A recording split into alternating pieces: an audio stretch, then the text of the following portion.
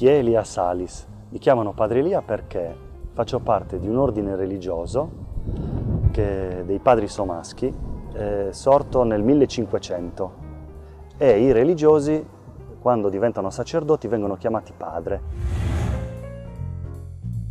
Conosco Domus de Luna perché, rientrando in Sardegna, dopo alcuni anni fuori, sono venuto a conoscenza dell'iniziativa di Ugo Bressanello di costituire la Federazione Isperantia, e siccome ero sensibile e condividevo l'importanza di mettere insieme il lavoro delle varie comunità, sono entrato in contatto intanto con Ugo per Isperanza, e poi ho conosciuto un po' tutte le attività che ha portate avanti. Così.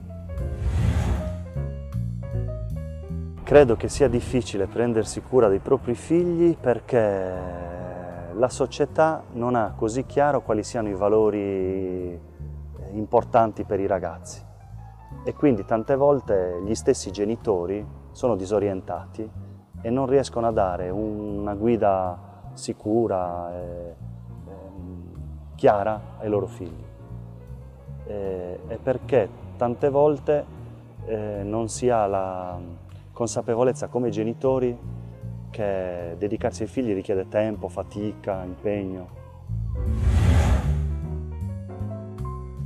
Allora, ho giocato a pallone non in Serie A, ho giocato nelle giovanili del Cagliari e sono stato 2 anni in ritiro con la prima squadra quando il Cagliari era in C e in B. Non mi sono mai pentito, no, nel senso che mi piaceva tantissimo il pallone, ma quello che ho trovato e che sto facendo mi piace di più.